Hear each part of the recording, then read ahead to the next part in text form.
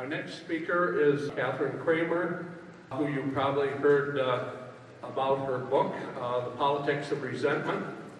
Has a lot to say about the state of people's understanding of each other and their relationships. And I'm pleased to introduce Dr. Katherine Cramer.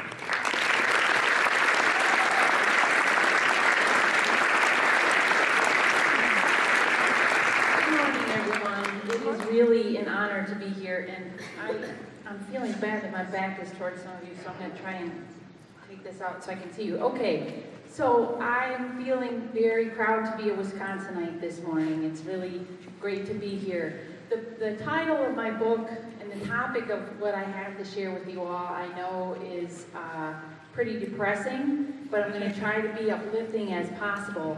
Briefly, I'm just going to explain what I did and how I did it, because I think one of your themes today, one of our themes today is listening, and I've learned a lot about listening in the past decade, and so I want to share a bit of what I know.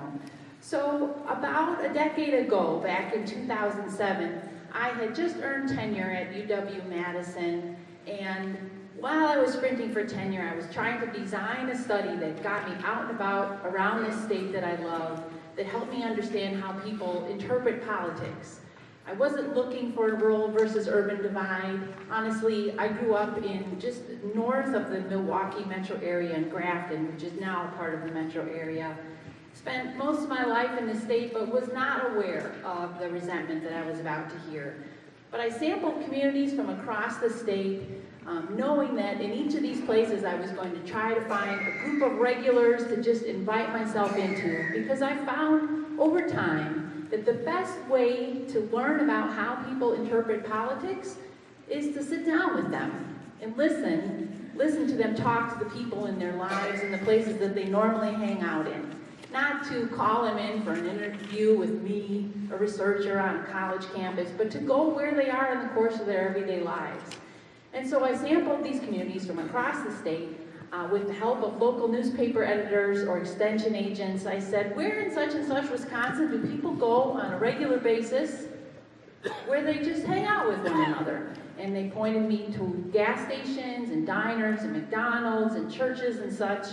And I would drive out to the community that I'd sample, typically early in the morning. Typically these are morning coffee clutches, and I'd walk in and I would say, hi, I'm Kathy from University of Wisconsin-Madison. Do you mind if I join you this morning? And they would laugh and they would say, sure. So now we've got nothing better to do. And then I would tell them who I was. I'd give them my business card, a token of my appreciation, which I then quickly said, this is not paid for by your taxpayer dollars. It's donated by the Alumni Association. And then I would turn on my recorder and ask, tell me, what are the big concerns around here? And they would tell me. And we would visit and talk, and I would go back a few months later, a year later, and again and again. And I was spending time in our cities and in our suburbs, but also in our small communities and our rural places. And about a year in, it was pretty obvious that a lot of what I was hearing was folks in these smaller places were telling me, we are not getting our fair share. And they were telling me that with respect to the cities. So what they were conveying to me is that, you know, it seems to us that all the stuff goes to the cities. All the attention, all the resources, and all the respect. By that I mean, they were telling me, you know, basically in Wisconsin, there's Madison and Milwaukee, and then there's the rest of us. Sometimes they say Madison, Milwaukee, the M&Ms, right? How many of you heard Madison and Milwaukee referred to that way? Well, then there's also this term outstate, right? Which really rubs people the wrong way. Outstate? How can we be outstate? Like, we're part of Wisconsin too, right? Well, folks were telling me, you know, all the decisions are made in Madison or Milwaukee, and they're communicated out to the rest of us, and it's just not the case that there's any listening going on in reverse. People are not paying attention to what's going on in our community. And then they would also tell me, you know, Madison sucks in all of our taxpayer dollars, spends them on itself or on Milwaukee, and we don't see that money in return. We don't get our fair share of that money. And finally, and I think most importantly now, in retrospect, looking back at the 2016 election, they were telling me we don't get our fair share of respect. Those people making decisions don't know us, they're not familiar with us, they haven't spent time with us, and they actually don't really even like us. They think we're not educated and that we're racist and sexist and all the rest. A lot of other great things were going on in these places, don't get me wrong, and to be honest, as sobering as that all is, my time with these folks has been absolutely delightful. I mean, they welcome me in. A lot of times they're telling me this stuff through jokes, and it can be pretty enjoyable. But it's also pretty darn serious, and we've seen how it's mattered for our politics over the past few years. I thought I was done with my field work about 2009, and then Scott Walker got elected as governor, and I realized I have more to learn here. And I finished up my book in 2012, published it. 2016 campaign rolls around. It's time for me to go back and deliver a copy to all these folks, and I'm realizing I have more to learn here. Because what we saw was this sentiment of not getting one's fair share. That's part of the politics of resentment, but the other part is the way in which politicians can use it, tap into it, right? So Scott Walker comes around and he says, you're right, those public employees getting way more than their fair share. They're making way much more money than you. They have health care, they have pensions, and people had been saying to me since 2007, look, here's the deal. I can't afford health care for myself or for my family, and I'm being asked to pay taxes for those state workers, those public employees who do have health care. How does that compute, right? How is it fair that I'm paying for them to have health care when I can't even afford it myself? And so when Scott Walker came around, he said, you're right, roll it back, make them pay him more. That resonated with a lot of folks, right? Donald Trump comes along, very different politician, but basically he's saying, you're right, things are broken, you're right to be mad, you do deserve more than you're getting, and you know what? The people who are getting what you think you deserve don't deserve it, right? Immigrants, Muslims, uppity women, whichever group you want to point out, right? So these sentiments, they matter because people are figuring out how to tap into them. It's not necessarily new, right? I'm sure many of you who are familiar with our smaller communities in the state sort of know that it's kind of always been the case, right? That Madison and Milwaukee get all the attention and all this stuff.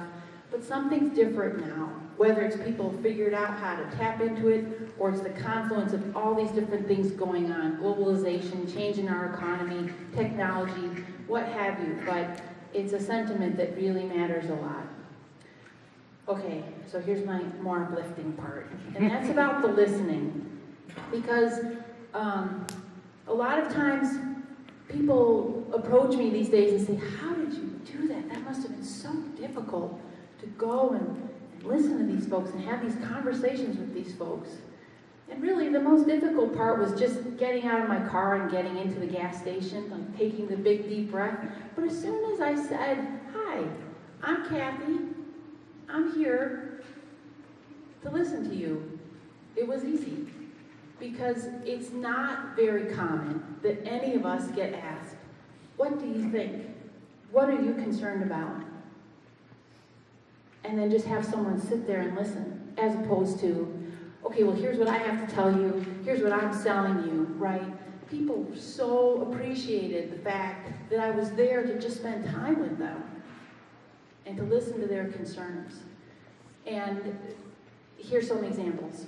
So I can imagine, or I can remember, one time in one of our medium-sized cities, I walked into a group of folks having breakfast, and they said, no way can you turn that recorder on, no way. And then 45 minutes later, they were saying, oh, can't you stay 5 more minutes? Joe's about to show up, and when are you coming back, right? And so as we talk, people realize, oh, it's really valuable to talk about what we think and to express our concerns. Well, when I'd show up to these groups a second time, they would often be just surprised. You're back. You know? I'd show up a third time, and they would be absolutely bewildered. You're serious about this? And I'd say, yes, I am. And I think that my experience of how much people appreciated being listened to was really powerful. And I think it has gone a long way towards showing me just how much that is missing in our public life. We don't have time to listen, right? We don't have time. Well, I think we need to make time. But that brings me to a final point, and that is it the case that listening to some points of view legitimizes them? That's a really important question. I think the sense you get from a lot of national media these days is that those people in rural America have these frightening views of other people in the population. But those of you, I know many of you here today, know from your personal experience, well, that's not right. That is not quite right, right? And it's not my experience either. When these folks are telling me that they're resentful, they're not using that word, right? That's my word I'm putting on it. What they're telling me is like, we are struggling to make ends meet, and something is broken because we can't. And it doesn't seem like anyone's listening to that, and it doesn't seem like anyone is giving us the stuff we need in order to thrive. Sometimes what I hear is scary and racist and sexist and homophobic and Islamophobic. But most of the time what I hear is people saying, we are trying to do this as best we can, and it seems like nobody notices. So I say all that to say, there's some struggle these days about what the trick is. Do we now turn our attention to white folks in rural America, or do we turn our attention to people of color in our cities? And I don't think either is the solution. I think what we need to notice is that when you hear what I'm describing about what I've heard in rural Wisconsin, in some respects, it's exactly the same message as we hear in other parts of our state, other parts of our country, right? So when you think about what people say in Madison, people of color have been saying for decades about what it's like to live in Madison, what they're saying is, no one's giving us attention, right? No one's listening to our concerns. They're also saying, we don't get the stuff we need in order to thrive. And they're also saying, you know what? Those people making decisions, they don't know us, they don't understand us, and they don't respect us.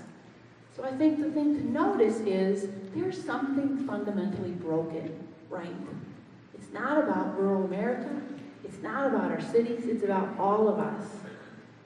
And that's why it's so great to be with you all here today, because I think you share that concern with me. And just by showing up on a rainy Saturday morning, you're showing that you want to do something about it. So it's my honor to be here, and have a great day. Thank you.